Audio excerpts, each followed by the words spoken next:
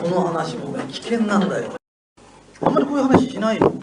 真ん中にものすごい成功の道。こんにちは、ついてるチャンネルです。いつもご視聴ありがとうございます。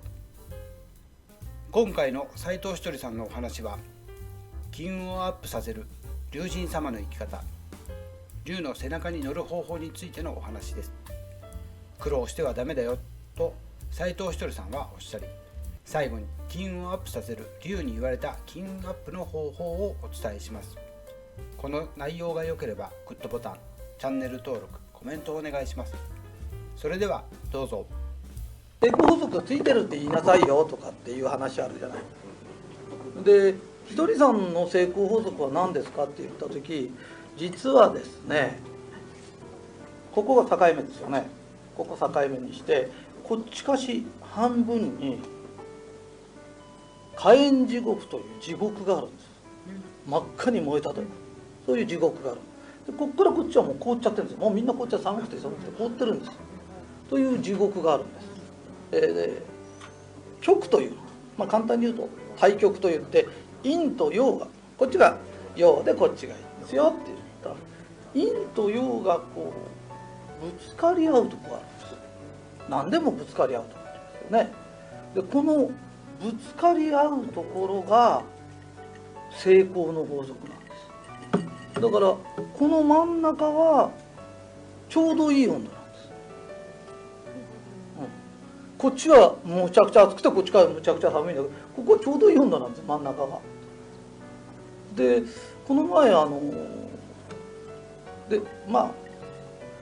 の真ん中が修羅の道と。で実は世の中にもそういうものがあるんです。でその真ん中の道があるんです。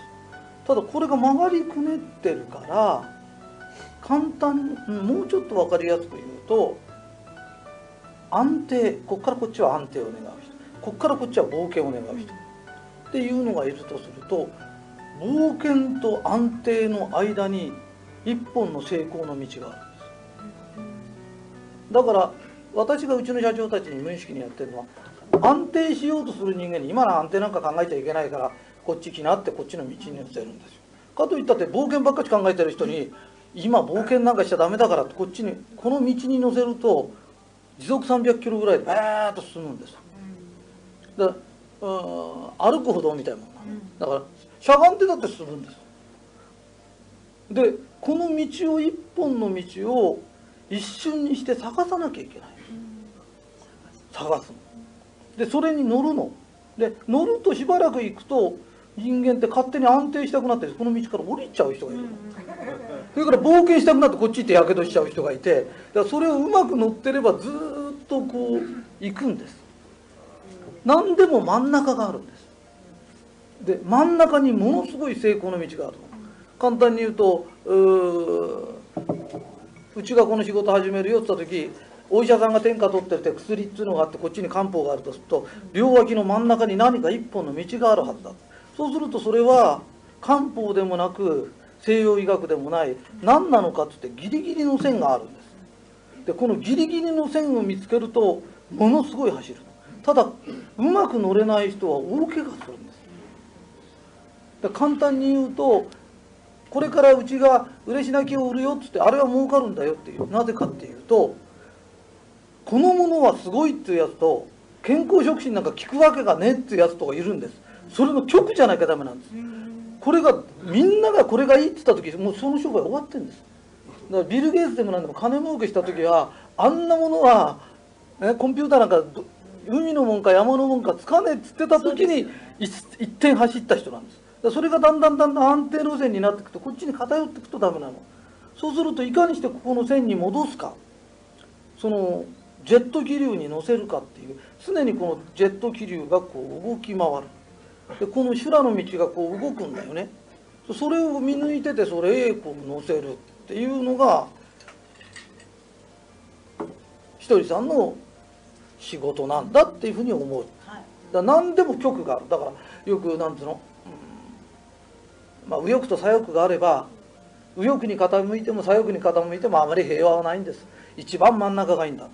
で中庸がいいんだよって言うと、みんなほとんどの日本人は私は中庸だから成功者なんだって。そうじゃないの。あなたはやる気のない方に入ってる。やる気のないやつとやる気のありすぎるやつがいるの。でもありすぎるやつも失敗するんです。その中間があるの。何にでも中間があるんです。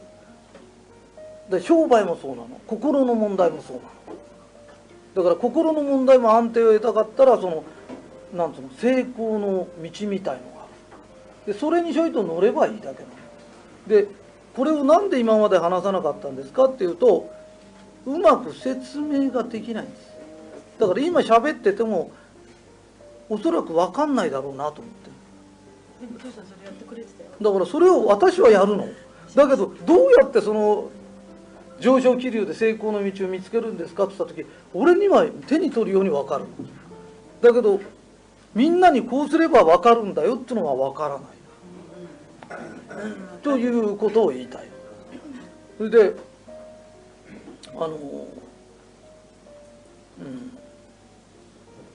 まあそういうものがあるんですよ。俺もそう何ともかとも言えないんだけど、そこにうまくこう乗せていかなきゃいけないなっていう話なんで、これ2歳乗ってりゃ大丈夫なの。でこれがまたね、こう場所によって変わるんですよ。だから何年か乗せてると次あたりどこら辺曲がりそうかななんてこう見るのね。でほとんどの場合はうまく乗っかった人は偶然乗っかったの。でこんなものがあるってこと知らないから、しばらくすると自分で降りちゃうの。大概の人は自分で降りちゃうの。で降りたところが危険なの。だから安定の方が、安定を目指した方がいいように思うけど、安定を目指したところの方が大体ひどい目に遭っちゃってる。だから日本で土地ブームで土地の値上がりっていうよりも、会社の安定を願って大体土地買ったりなんかしたの。で安定願った人の方がやけどして、だからどっち行ってもダメなの。だからどっちにも触れちゃいけない道がある。それが成功の道なの。丸カンって世間から見るだから丸カンっていうのは常に儲かる道をスーッと走ってるってことは、要するに極の際なの。際を走ってる。だからこの極の際をどんどんこう走っていくんだよね。簡単に言うとね、今介護がブームになってるからって介護の仕事をするんだっていうね。なぜか儲からないんです。なぜかっていうと、完全にこれは安全な方に入ってる。で完全に安全なものは儲からないんです。なぜか。で不思議なんだけど、日本人っていうのは必要なものに金出さないんです。例えば、盲腸手術しなかったら死にますよね。ね。そうすると医者行くと今3割くれって言う3割出すんだってブスクさ言うんだよね。だけど目を二重にしたら、二重だって一重だってどうでもいいじゃんと思うけど、これが何十万だって出すんだよね。でシャネルのバッグは買うけれど、学校の絶対必要な学校の本は本体だって国が出せって出さないんだよね。だから必要なものは絶対に金出さないっていう法則があるんだよね。だから必要だから儲かるってけど、必要なものには金出さないですよね。本当にそうなんですよ。だから簡単に言うと、医療でありながら本当に医療なのか美容なのかの間みたい、そういうものの方がはるか儲かる。美容整形微妙にそうなんだから、微妙に今はどっちなんだろうって、その中間線があるの。だから医者があんなことしていいんですかっていうような、そうだよ。医者ってメスとかあれって病人治すもんでしょって言うけれど、中にはお尻もうちょっと上げたいとかいるじゃないね。でそうそう、鼻高くしたいとかで、あれって医者がやっていいんですかって話になるんだよね。あれだから怪しいんだよ、そういう論理的に怪しいものの方が儲かる。でだからその代わり見抜いてないと、うんと怪しい方行っちゃうと逮捕されちゃ丸カンは怪しい。う。わかりますか。だからその中でこの一本の道をきちっと行かないといけない。だから見えてないやつがやると道から外れちゃうんですよ。だからこれを道を外さないように、一つのこのジェット気流を外さないようにしないといけない。だからおおよそ大体儲かってるものはみんなそんなもんだね。だからいつの時代でもそれがある。だからそれさえ見つけられればいつの時代でもこう儲かるんだよっていう話なのね。で見つけ方教えてって言ったってそれは教えられないので、なんでかっていうと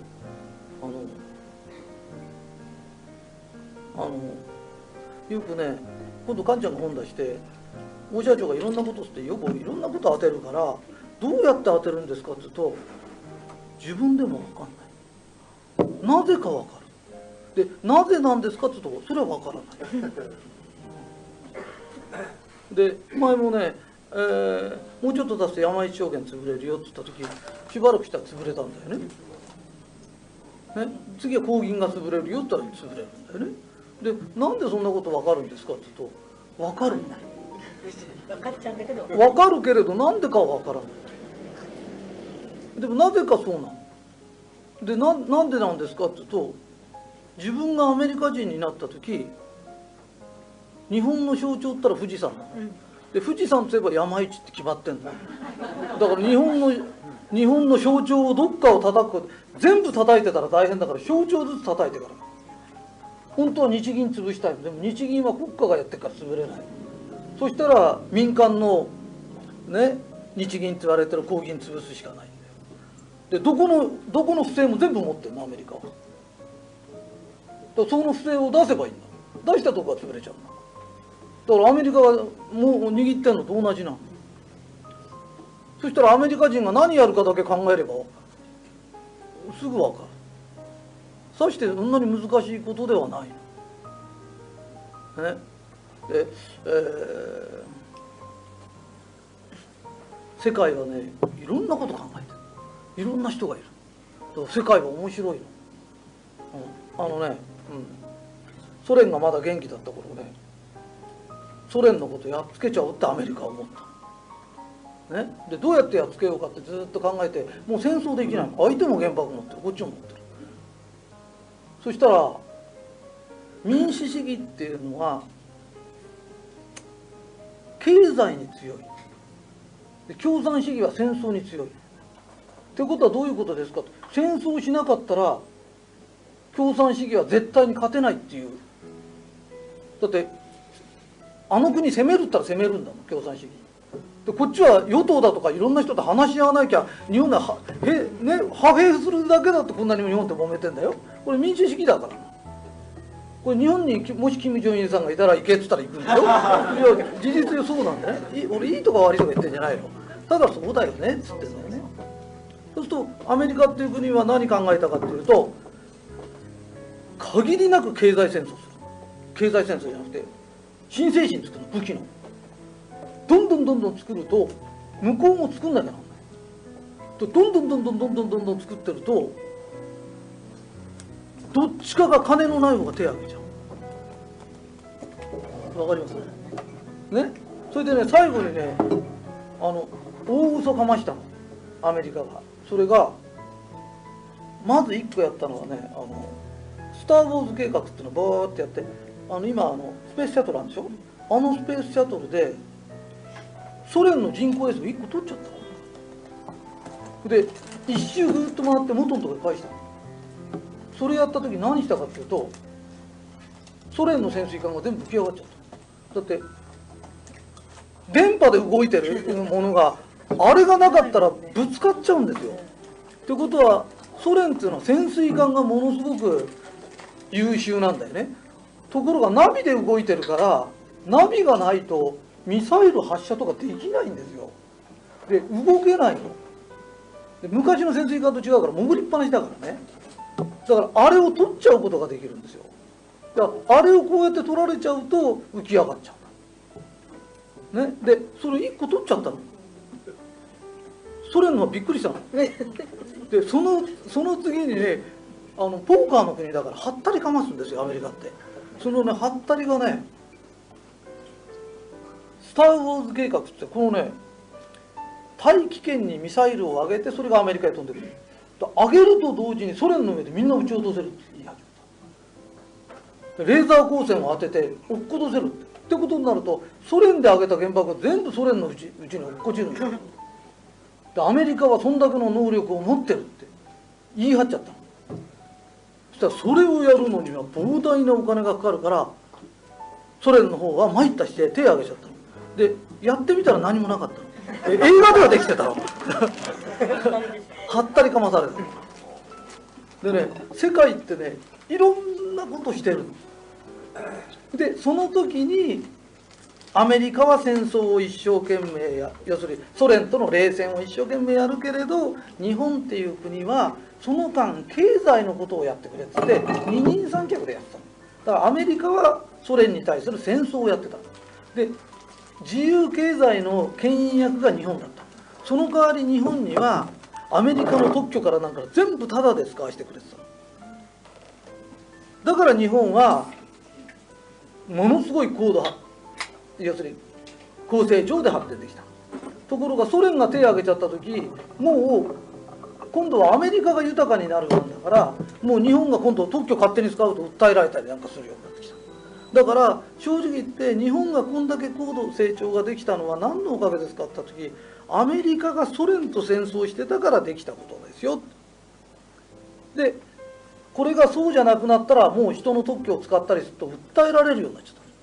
だからもうアメリカには実はアメリカに勝てないものは銀行とかそういうのは勝てないんです。でその次には何ですかって言った時、その次にそれを見てた中国は、これはソ連と仲間を組んでたからアメリカと対抗できたけど、俺たちだけじゃ対抗できない。で共産主義をやめるのも嫌だから自由解放しちゃおうって言って経済だけ解放したんですよ。と経済だけ解放されるとえらいことが起きるんです。なぜかというと共産主義の国って労働組合を作れないんですよ。共産党の人は日本の中では労働組合を作れるけど、中国では労働組合を作れないんです。ってことは安い賃金で朝から晩まで働いていいんです。ってことはどういうことですかっていうと、アメリカはもう特許を使わせない。それから町工場で働いてたようなものは中国で片っ端から作るんです。だから日本は景気が悪いんです。でそれを自民党だとか社会党が俺たちが天下を取ったら、あんたらが天下取ったら中国がなくなるんですかってね、アメリカが特許使わせてくれるんですかって、そんなことはないんです。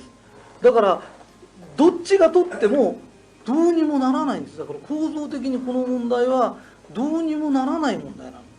だからこのままじわじわじわじわ行くしかないんだよね。でその中で我々はどうやって生き残り豊かな生活をしっていうことを考えていかなきゃいけない。だから政治家に何とかできるようなものじゃないんです。国際的な問題なんです。で政治家に何とかできるのは国内の問題なんですね。で本当に何もできないんです。総理大臣が自分の国の靖国神社って自分の国の問題なんだよあれ。自分の国の靖国神社行ってあんだけ怒られるんだとしたら、中国だってどこだって大概はお参りするんだよね。で言っていい悪いじゃないの。それぐらい何もできない国なの。だからそのことを頭の中に踏まえていると、いくら政治家が言ってもあれは受かるために言ってんだ。だから決してなんとかならないんだよっていう。でなるわけがないんです。で中国みたいでかい国が物を作りまくると値段がどんどん下がる。今ね銀行がね20億貸してた、20億貸してる土地とビルが1億円か2億円で買えちゃう。ってことは10分の1か20分の1だから、銀行が不良債権をなぜ売り出せないかって、売り出すと実はもっと安いんです。国は言ってるのは半分に下がったとかって言ったけど、本当は10分の10で下がってる。だからそれを出せないんです。だから今はひたすら何してるかっていうと、経済音痴探すんです。常に経済音痴探すんだけど、その経済音痴って大体サラリーマンの人とか一番下の人が一番音痴だから、縦売りかなんか今作られると安いですよって言うと買っちゃうんです。だからあれは安くないんです本当に。そのうち買った後ボコボコ下がってきて、今が買い得なんて、今が買い得だったら銀行でもなんでも自分で買うんだ、ね、今は売り時なんですよ、ね、だからまあ一つのね経済っていうのは常にこう流れてて、前もバブルが壊れるよって、なんでわかるんですかと、バブルって最終的に騙されるのは誰ですかって言うと、一般の人なの。だから一般の人がもう騙せない、もう買い切れない金額になった時、なだれ打って崩れ出しちゃう。だから今現在バーッと崩れてしまう。でだからどうなんですかって言った時、アメリカにお世話になってて我々は高度成長を遂げてきたんだよ。それが世話してくんなくなったの。で世界も対等に商売するようになってきた。で今が普通なんです。でやっと正常になったんです。だからベルリンの壁が崩れた後から日本の経済はなだれ打ってこうやって悪くなってる。だから戦争ってね、ある意味で戦争ぐらい金のかかるもんないんです。戦争なら1台ね10億円の戦車が来ると、それを一発でポーンってやっつけちゃうんですよ。飛行機飛んで100億円ぐらいだから、あれ下から飛んで終わりでしょ。だからすごい勢いなの。それとその次に、だって戦争すれば軍事工場がいる。 OK ですか。戦争すれば軍事工場がいるんですよって。そして兵隊は若くて元気な人に決まってるんです。それがもしいなくなったら、軍事工場でいろんなものを作って、軍事工場の軍事品ってすごい精密なんですよ。あれが今自動車作ったりいろんなことし始めるの。だから物の値段が下がっちゃう。それから若い兵隊だって兵隊いらないからって解放されるんです。だから次に人件費が下がるんです。これ世界の潮流なんです。だから日本のバカな政治家って言うと怒られちゃうんだけど、インフレ政策を取りましょうとかって、物をインフレにするなんてできないんですよ。鎖国でもしない限りできないんですよ。鎖国したらこの国は半分は餓死するんですよ。できっこないんです。で絶対できないことをできるように言っちゃって、まあここにいる人だけは騙されない方がいいです。できないんです、あれは。でそういうことを頭の中に入れながらどうやって生きていこうか。で俺たちは商人だから、江戸時代だって紀ノ国屋文左衛門みたいのは一代で億万長者になったんだからね、今だってなればいいだけのことなの。ただ昔みたい考えは通らないんです。でこれからはね、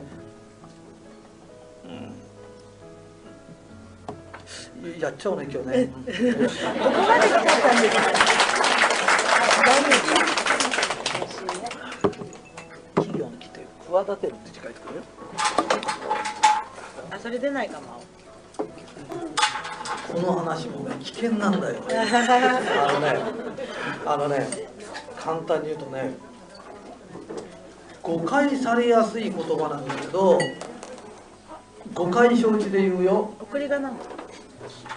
企業を起こす、企てるという、要するに企業とは何ですかっていうと、企てるという意味なんだよ。だから企てるっていうと悪事を企てるっていうのがあるよね。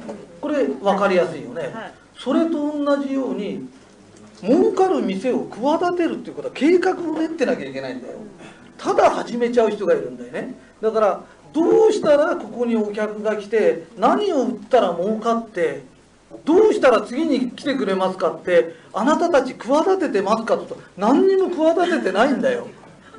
だからあなたたちは企業ではないんです本当は。だからちゃんと企てなきゃいけないんですよ。ってことは作戦計画もなしに地図もなしにやってるってむちゃくちゃなんだよ本当は。いや本当戦略とか全然ないですよね。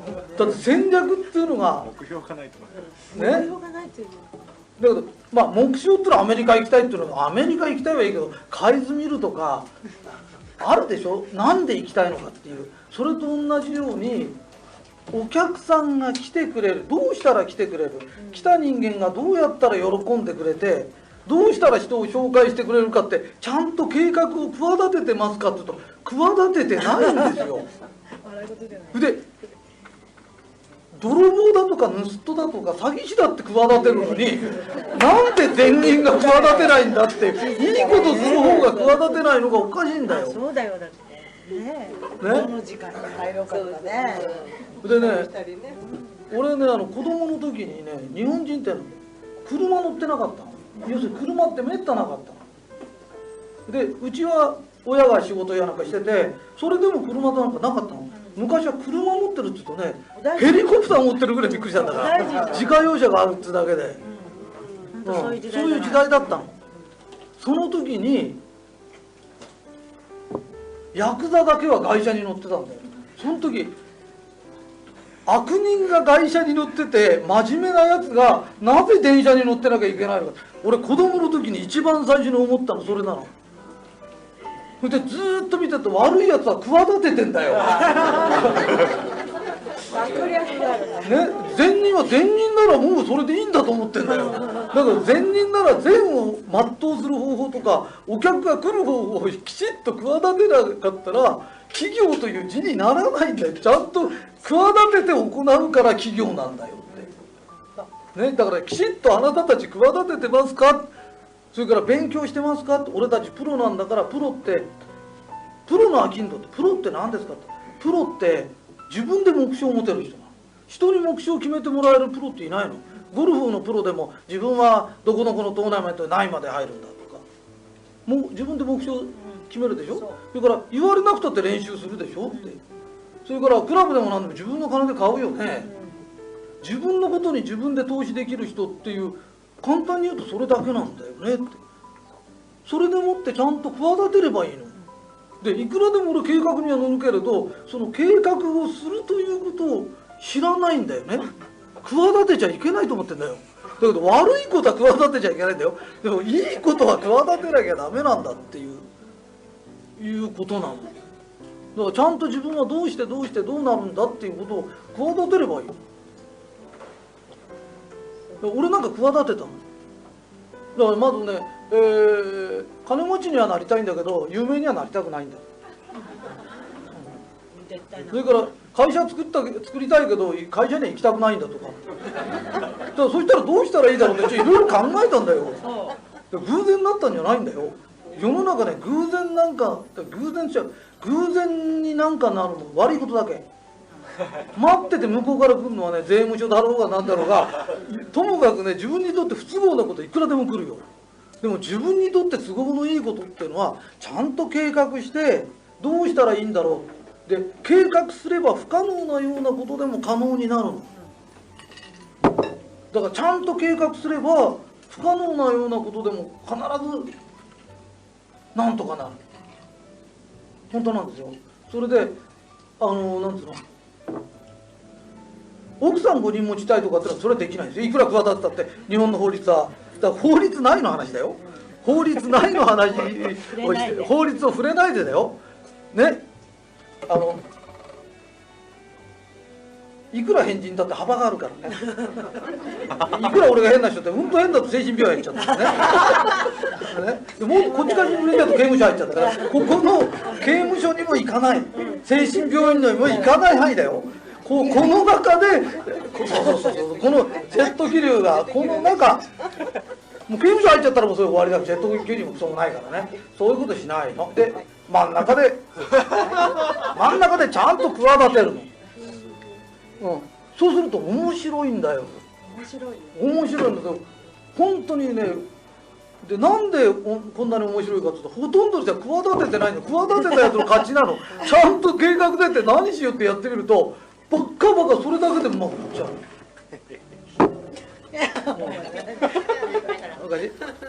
いや、ひとりさんね、じゃあ私たちは何をしたらそのジェット気流に乗れるのかっていうのを、私はひとりさんとこうやって近くでいろいろ教えていただいて、ひとりさんが嬉し泣きだぞっつったら嬉し泣きってその気流に勝手に乗っちゃえばいいだけだから、私たちすごく楽ですよ。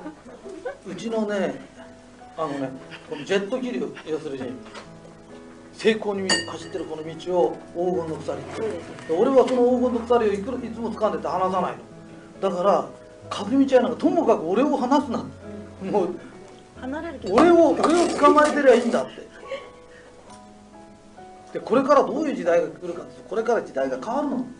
で、時代が変わると何になりますかっていうと、核になって1ヶ月3500円ぐらいのものでやめられないものを売り込んじゃったら、その人間っていうのは、例えば資生堂のものが気に入ってますからって化粧品が気に入ってても健康食品は絶対飲まないの、関係ないから。ところが健康食品がこれ気に入っちゃってる人は化粧品使っちゃうんだよ。逆なんだよ。だからとりあえずね、安いからもクソもないの、要は3500円で買いやすい値段に設定してあるから、どんどんそれ捕まえちゃえばいいの。そうすると大体家族で言うと子供に飲まして親父に飲ましてって大体ね、1人捕まえると1万円ぐらい使うので、1000人ぐらいね芋づる式で捕まるんだよ。だからこれやれったらそれやったのが一番早いの。そうなの、一番楽で確実なの。それでね、これからそうなってくると宣伝費もいらなきゃ何もいらない時代が来るの。だからそれをその核になるのを持ってないと化粧品でもなんかうちもいっぱい出てるよ。だけどどうでもいいの、どうでもいい商品なんだよ。だって化粧しなくたって死なねえんだもん。だからどうでもいいんだよ。だからところが核になるものを1個持ってるとどうでもいい商品が売れるんだよ。でこれからは核になるものを1点だけ捕まえちゃったやつの勝ちなの。だからそれに対して今度嬉し泣きやって出してるんで、だからこれを捕まえれば芯ができれば枝ができて葉がつくの。だからそれだけのことなの。だからこれ1点やってなっていうと、だから今年いっぱいやって来年いっぱいやるとおそらくうちの線が確立してっちゃう。でそれだけなの。だからちゃんと計画通りやってんのね。愛も変わらず企ててるんですよ。だからちゃんと企てて、それであんまりこういう話しないの。比較的面倒くさいから面倒くさい。だ酒でも飲んだ時からどういうことを考えてるんですかっていうと、世の中ってのはこれから不景気になればなるほど病気したくなくなるの。で病気したくなくなってくるともう医療費も3割になってくると今度の3割だって払いたくないんだよ。で払いたくなくなると突然医者に行く回数が減るんだよ。それでも医者は生きていかなきゃなんないから来たやつにめちゃくちゃ医療費使うから、そうするとどうなるかと潰れるわけにいかないから相も変わらず医療赤字は続くんだよ。そうすると今度4割負担にしなきゃなんない。そうすると余計行きたくなくなってくるとだんだんこの不景気に病気でもしたらどうしようってことを考えるようになる。そうすると今度お手軽でこうやって聞いていいものが出たよっていうとそれに飛びつくようになってる。だからこのジェット気流に乗ってこうやって頑張ってれば嫌でもうちの会社走っていっちゃうの。だから嬉し泣きが簡単に言うとジェット気流なの。だからジェット気流にさえ乗ってる。だからみんなも乗り遅れなきゃいいの。それだけのことなの。それで自分で走るから競争になるんだよ。で競争になるから足の引っ張り合いになっちゃうんだよ。だってジェット気流乗っかってるジェット気流が走ってんだもん。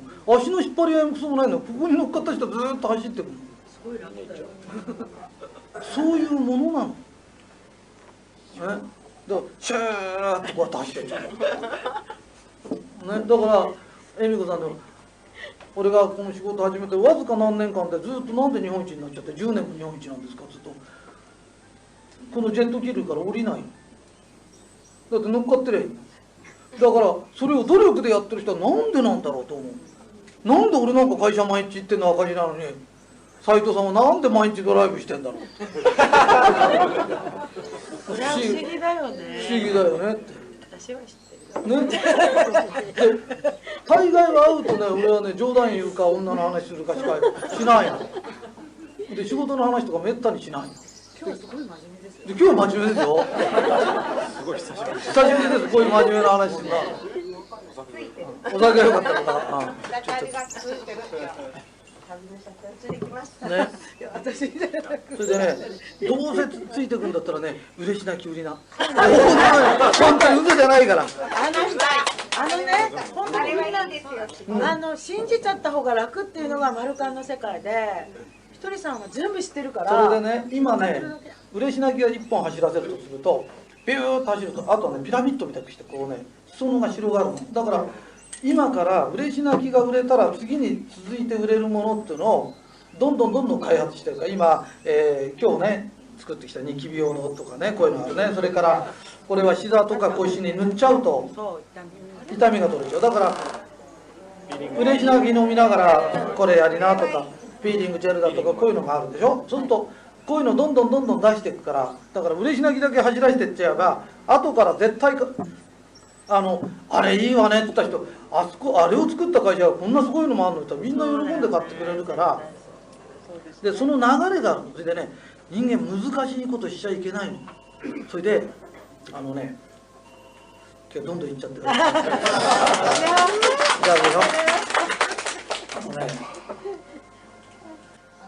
大社長はここまで来るのまでご苦労なさったでしょうけど、苦労するような人はうまくいかないの。なぜか向いてないの。本当なんだよ。で日本人は苦労するのが好きだから俺も苦労しましたって言えばいいんだけど、本当は違うんだよ。100m9 秒で走っちゃうやつは苦労して9秒で走ったんじゃない、生まれつきなんだよあれ。でいくら苦労したって絶対足なんか速くならないの。で歌もそうなんだよ。美空ひばりも苦労して上手くなったんじゃないんだよって。でね、うまいやつっているんです。でうまいやつめっけたらそいつに乗ればいいんです。そうすればその乗った人も苦労いらないんです。で生まれつき足の速いやつも苦労はないんです。だから人生苦労してる人っていうのは向いてないんです。で向いてないことをやってるやつに言うこと聞いちゃダメなんです。で苦労話の好きなやつとかいるけど、いくら聞いててもダメだよ。失敗だっていくら聞いたって失敗するしかなくなっちゃうんだよね。それでうまくいくやつはね、もともとそういう才能を持ってるんです。ね、それでその人間が超反発者、そいつが超っつったら超って貼っちゃえばいいの。もしそいつがサイコロの目が見えるやつがもしいたんだとしたら、そいつが超なら自分も超なの。そうすれば同じだけ金額が入ってくるんだからおおよそそうなんですよ。だからうちの10人の社長なんかもう私たち社長になれますか、なれる。ともかくうちの10人の社長は盲信的に俺のこと好きなの。一番困るのは自分なりのアイデア出すんです。出しちゃダメなんです。自分なりのアイデアがうまくいくぐらいなら今頃億万長者なんだから出しちゃダメなんだよって言うんだけど、出したくなっちゃうんです。でうちの社長たちは選んだ人は一切仕事したことない人なんです。これしたことある人だと長年の経験を生かしてって言うけど、経験を生かしちゃダメなんです。だってうまくいかなかったんだもんそれ。でそれブレンドしたらダメなんですよ。そうそう、もう料理でもなくこれ入れちゃダメだよってのあるじゃないこの料理にこれ入れたらえらいことになっちゃうよって、そういうものなの。だから難しいことないから、和美ちゃん今はともかく嬉し泣き走んなと、どうやって揺らしていいか安いもんだし分かんないとかって、分かろうが分かる前がいつも言ってなって、それがみんなを助けることだから。そうすると後からそれに付随して一緒に売れるものをどんどん出してってあげるから。でそれやってなって、で遅れてるのも何でもいいんです。遅れてても後からやればいいんです。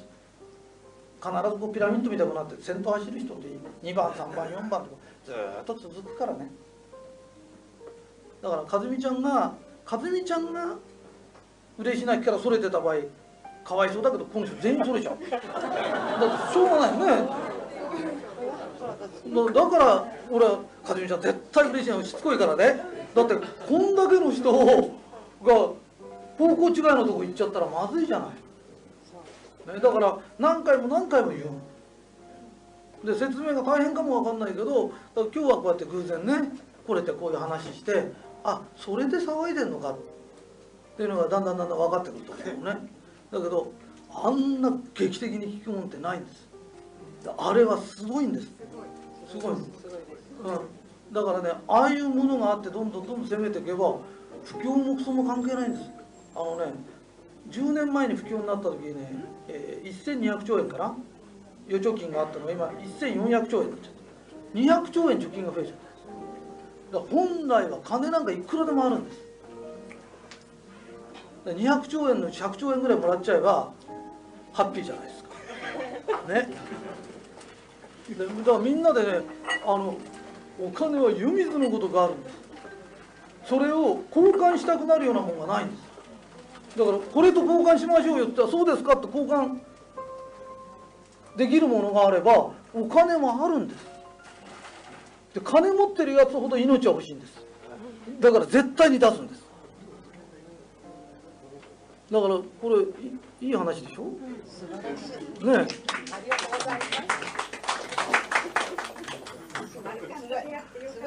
え。でね、普段はこんなこと考えてで、今日はかなり真面目な話してます。そうですよね。でね、こういう話はね嫌いなの、つまんないからいや本当のこと言ってつまんない。でも比較的うちに来るとこういう真面目な話をいっぱいしてくれる方じゃないですか。いっぱい真面目な話、ここは真面目な雰囲気なの。そうなんですか。いや真面目なんですよ。本当にうちではかすみさんって真面目な雰囲気なの。だから俺ね、ここにいると言いづらいの。関取さん、私はチンポでインポとか言っちゃうのに、それでも真面目な方なんですね。でね、私はね、自分の仕事はね、何秒なんです。で嬉し泣き作るよとかって言ってもね、大体何秒しかかからないんです。秒単位なんです。斉藤ひとりさん、ありがとうございました。素晴らしい成功法則について感謝します。陰と陽の真ん中にある道が成功への鍵であり、その道は曲がりくねっています。ジェット気流のようにこの道をうまく乗ることができれば成功が続くというのは興味深い考えですね。そして龍の背中に乗ることについての話も興味深いです。この成功法則と龍の背中に乗る方法について詳しく見てみましょう。成功法則の一つとして、完全に安全なものは儲からないという言葉があります。これは確かに真実であり、リスクを取らなければ新しい成功には至りません。安定を求めるばかりでは変化や成長が期待できませんね。日本人が必要なものにはお金を出さないという点も興味深いですね。子どもの教育や健康には惜しみなくお金を使うべきですが、一方で怪しいものや一時的な満足を買うことにはお金を使いたがる傾向がありますね。成功の道は直線的ではなく曲がりくねってます。善人と悪人、それぞれの立場から見た成功の道は異なります。計画を立てて自分のビジョンを実現するための努力をするということは共通しています。苦労することも避けては通れませんが、それが成功への階段を上がるための鍵でもあります。ただし、向いていない道や方法に執着することは逆効果ですね。お金についても興味深い考え方があります。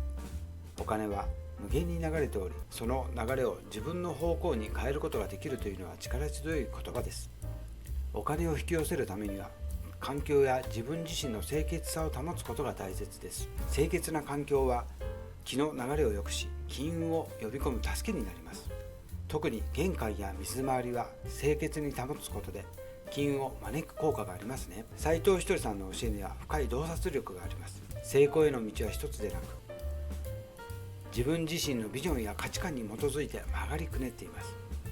計画を立てて努力を惜しまず、そして環境を整えることで成功への階段を上り続けることができるでしょう。ひとりさんに感謝を込めてこれからも学び続けます。